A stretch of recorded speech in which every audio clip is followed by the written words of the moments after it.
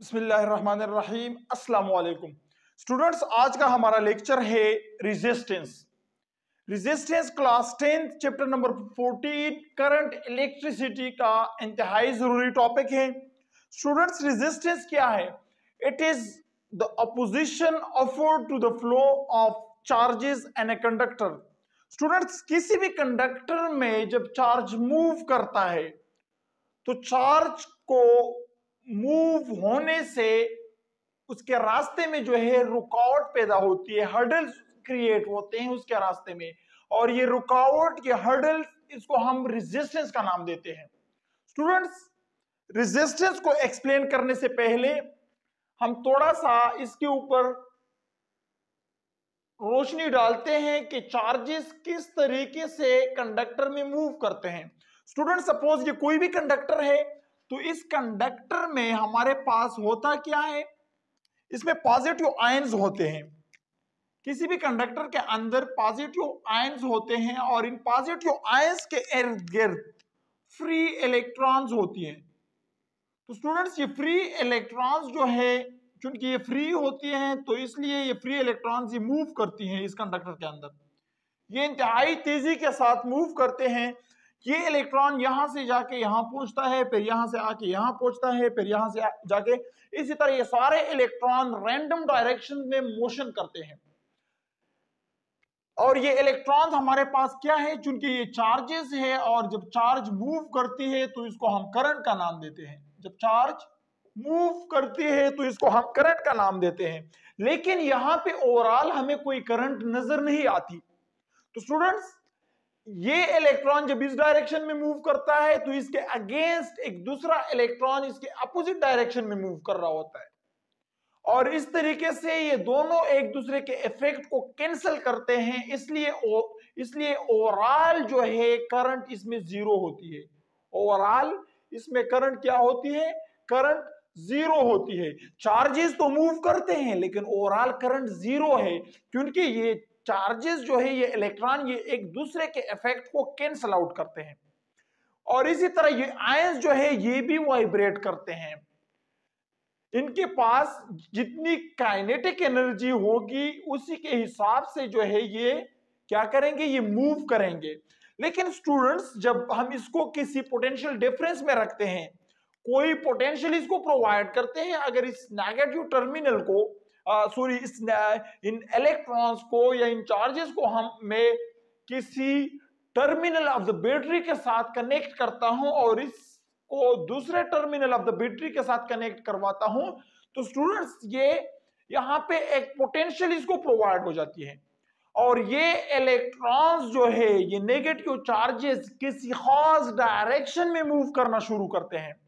तो स्टूडेंट्स, इनकी वेलोसिटी जो है वो डिक्रीज हो जाती है, फिर वो उस वेलोसिटी के साथ मूव तो नहीं करते हैं, लेकिन एक स्पेसिफिक वेलोसिटी के साथ मूव करते हैं जिसका मैग्नीट्यूड तकरीबन अप्रोक्सीमेटली 10⁻⁻⁴ मीटर पर सेकेंड है।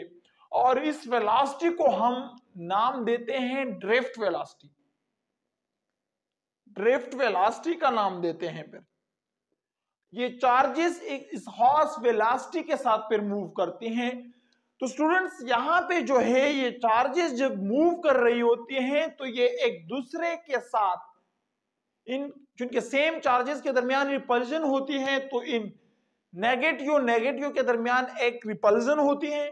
साथ में जो है यहां पे पॉजिटिव आयंस है वो वाइब्रेट कर रहे होते हैं, तो ये उन पॉजिटिव आयंस के साथ भी कोलाइड करती है।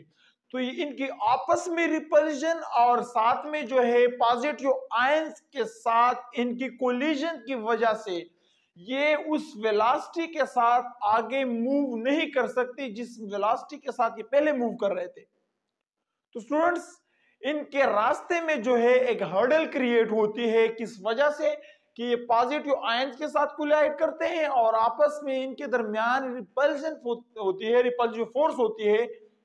तो ये रुकावट जो इनके रास्ते में या हर्डल जो क्रिएट होती है, इसको हम रेजिस्टेंस का नाम देते हैं। तो स्टूडेंट्स, रेजिस्टेंस असल में है क्या?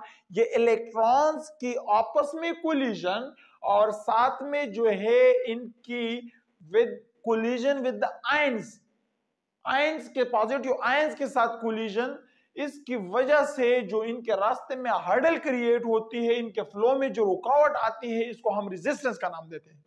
और स्टूडेंट्स ये रेजिस्टेंस किन चीजों पे डिपेंड करती है? तो सबसे पहले रेजिस्टेंस जो है वो डिपेंड करती है लेंथ ऑफ द कंडक्टर के ऊपर। जितना दूर हम करंट को मूव करना चाहें, मतलब जितनी लेंथ इस कंडक्टर की ज्यादा होगी, उतना इनके दरमियान ये कोलिजन बढ़ेगा। और जब ये कोलिजन इनके दरमियान बढ़ेगा, पॉजिटिव आयंस और इलेक्ट्रॉन के दरमियान, इलेक्ट्रॉन्स के आपस में कोलिजन, तो स्टूडेंट्स यहाँ पे जो है हमारे पास रेजिस्टेंस इंक्रीज होगी। तो रेजिस्टेंस सबसे पहले डिपेंड करती है लेंथ ऑफ द कंडक्टर के ऊपर। दूसरी जो ये डिपेंड करती है, ये हमारे पास डिपेंड करती है area, cross sectional area of the conductor. ये cross sectional area of the conductor जितना ज्यादा होगा, उतनी ये कोलिजन कम होगी। इलेक्ट्रॉन्स इजीली इसमें पास कर सकेंगे, चार्जेस इजीली इसमें आगे मूव कर सकेंगे, इनके दरमियान ये कोलिजन ज्यादा नहीं होगी। क्योंकि अगर यहाँ पे 10 इलेक्ट्रॉन्स जो है एक टाइम में आगे मूव कर रहे हैं, तो 10 इलेक्ट्रॉन्स एक खास क्रॉस सेक्शनल एरिया में इनका मूव होना ये मुश्किल होता है अगर ये एरिया स्मॉलर है। अगर ये क्रॉस सेक्शनल एरिया ज्यादा है तो ये 10 इलेक्ट्रॉन्स इजीली आगे मूव कर सकेंगी, तो 10 की जगह पर जो है ये ज्यादा भी मूव कर सकेंगी। तो स्टूडेंट्स यहाँ पे रेजिस्टेंस डिक्रीज हो जाता है। तो अगर हम एक तरफ कहते हैं कि resistance is directly proportional to the length of the conductor, तो दूसरी तरफ resistance as inversely proportional to the cross sectional area of the conductor। Cross sectional area जितना ज्यादा होगा उतनी रेजिस्टेंस कम होगी। और साथ में resistance it is directly proportional to the temperature, ये डायरेक्टली प्रोपोर्शनल होगा टू द टेम्परेचर। टेम्परेचर जितना ज्यादा होगा अमूमन रेजिस्टेंस उतनी ही ज्यादा होगी, लेकिन सेमीकंडक्टर में नहीं, बल्कि मेटालिक कंडक्टर में। सेमीकंडक्टर में क्यों, वो भी मैं एक्सप्लेन करता हूं। लेकिन पहले मेटालिक कंडक्टर में स्टूडेंट्स जितना हम इसके टेम्परेचर को इंक्रीज करेंगे तो kinetic energy of electrons and kinetic energy of the ions वो इंक्रीज होगी। जब वो इंक्रीज होगी तो आयन का कोलिजन इंक्रीज होगा, जब उनका आयंस का वाइब्रेशन इंक्रीज होगा। जब इनका मूवमेंट या वाइब्रेशन आयंस का इंक्रीज होता है तो ये पॉसिबिलिटी इंक्रीज हो जाती है कि ये इलेक्ट्रॉन के साथ टकराएं। तो स्टूडेंट्स ये इलेक्ट्रॉन के साथ फिर ज्यादा कोलाइड करते हैं, इस वजह से जो है रेजिस्टेंस इंक्रीज होता है।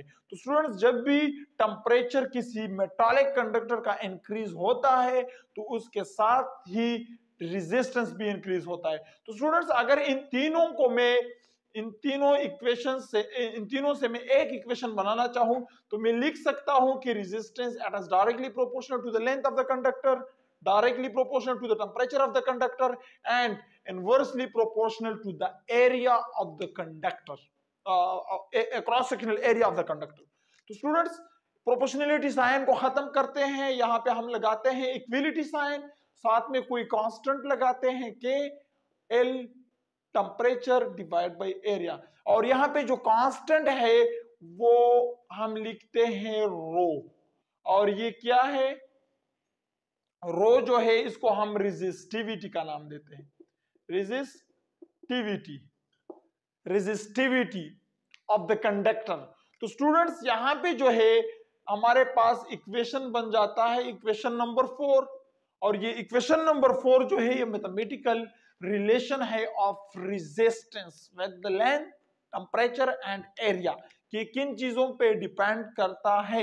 अगर रो को रेजिस्टिविटी को मैं एक्सप्लेन करना चाहूं तो एरिया को बोथ साइड पे मल्टीप्लाई कर ले और ए बन जाएगा, और L T length of the conductor, और टेम्परेचर को बोथ साइड पे डिवाइड कर ले तो ये हमारे पास रेजिस्टिविटी का मैथमेटिकल बन जाता है। और इसका जो यूनिट है वो हमारे पास है ओम मीटर। रेजिस्टिविटी का यूनिट है ओम मीटर। किसी भी conductor per unit length of a conductor में कितनी रेजिस्टेंस है, इसको हम रेजिस्टिविटी ऑफ द कंडक्टर कहते हैं। किसी भी कंडक्टर के पर यूनिट लेंथ में कितनी रेजिस्टेंस है, इसको हम रेजिस्टिविटी ऑफ द कंडक्टर कहते हैं। स्टूडेंट्स, यहां पे एक चीज मैंने छोड़ दी है, यहां पे मैंने कहा है कि resistance it is directly proportional to the temperature and metallic conductors, लेकिन सेमीकंडक्टर में इस तरह नहीं है। तो सेमीकंडक्टर में क्या होता है, सेमीकंडक्टर में अगर मैं इसको एक्सप्लेन करना चाहूं तो स्टूडेंट्स, सबसे पहले व्हाट आर सेमीकंडक्टर्स? सेमीकंडक्टर्स वो कंडक्टर या these are those materials which are placed and between the conductor and insulators। जो कंडक्टर्स और इंसुलेटर के बाउंड्री पे क्या करते हैं, हमने उनको प्लेस किया हुआ है, उनको रखा हुआ है, तो उनको हम क्या कहते हैं, सेमीकंडक्टर्स कहते हैं। क्या मतलब, ये वो मटेरियल्स है जो कभी कंडक्टर्स होते हैं, कभी इंसुलेटर होते हैं। ये बिहेव करते हैं एज ए कंडक्टर, ये बिहेव करते हैं एज एन इंसुलेटर। ये लो टेम्परेचर के ऊपर बिहेव करते हैं एज एन इंसुलेटर, लेकिन जब इनको थोड़ी सी हम एनर्जी दे देते हैं, थोड़ा सा इनका टेम्परेचर राइज करते हैं, तो फिर क्या होता है, ये कंडक्टर बन जाते हैं। तो स्टूडेंट, सेमीकंडक्टर्स में अगर एनर्जी बैंड थ्योरी के बारे में आपने सुना है, तो एनर्जी बैंड थ्योरी हमारे पास जो लास्ट बैंड होता है एनर्जी बैंड, जिसको हम कंडक्शन बैंड कहते हैं, कंडक्शन बैंड, और सेकंड लास्ट बैंड जो होता है जिसको हम वैलेंस बैंड का नाम देते हैं। तो सेमीकंडक्टर्स के कंडक्शन बैंड और वैलेंस बैंड के दरमियान 3 to 5 electron volt energy require होती है। इनका गैप होता है, energy gap 3 to 5 electron volt energy gap होता है। तो स्टूडेंट्स, 3 इलेक्ट्रॉन वोल्ट एनर्जी जब किसी भी वैलेंस शेल इलेक्ट्रॉन को हम प्रोवाइड करते हैं, तो वो वैलेंस बैंड से जंप करता है कंडक्शन बैंड में, और जब एक इलेक्ट्रॉन वैलेंस बैंड से कंडक्शन बैंड में जंप करेगा, तब वो इस काबिल होगा टू कंडक्ट, तब वो इस काबिल होगा कि वो करंट को मूव कर सके, वो एक जगह से दूसरी जगह मूव कर सकेगा। तो स्टूडेंट्स, अगर टेम्परेचर किसी सेमीकंडक्टर, किसी मटेरियल की टेम्परेचर कम है और वो सेमीकंडक्टर है, तो उसके इलेक्ट्रॉन्स जो है, there isn't enough electron in the conduction band of semiconductors at low temperature। Low temperature के ऊपर इनके कंडक्शन बैंड में इलेक्ट्रॉन्स का फ्री इलेक्ट्रॉन्स होते नहीं, इलेक्ट्रॉन्स कंडक्शन बैंड में होते नहीं है, तो इस वजह से वो कम टेम्परेचर के ऊपर क्या करते हैं, वो इलेक्ट्रॉन, वो करंट या चार्जेस मूव नहीं कर सकते, इसमें जो है करंट वो फ्लो नहीं कर सकती, इसलिए हम उनको इंसुलेटर का नाम देते हैं। तो स्टूडेंट्स, लेकिन जब इसका हम थोड़ा सा टेम्परेचर राइज करते हैं, तो वैलेंस बैंड इलेक्ट्रॉन को इनफ एनर्जी मिल जाती है to jump from the valence band to conduction band. तो वो वैलेंस बैंड से कंडक्शन बैंड में जंप कर लेते हैं, और जब कंडक्शन बैंड में ये चले जाते हैं, तब they are responsible for the flow of charges, for the current flow. तो स्टूडेंट्स, तब जो है सेमीकंडक्टर इस काबिल हो जाती है कि वो करंट को मूव कर सके, वो कंडक्टर बन जाती है। तो इस वजह से हम कहते हैं कि सेमीकंडक्टर्स में अगर हम टेम्परेचर इंक्रीज करते हैं तो रेजिस्टेंस कम हो जाती है, उनकी रेजिस्टिविटी बढ़ जाती है विद द इंक्रीजिंग टेम्परेचर।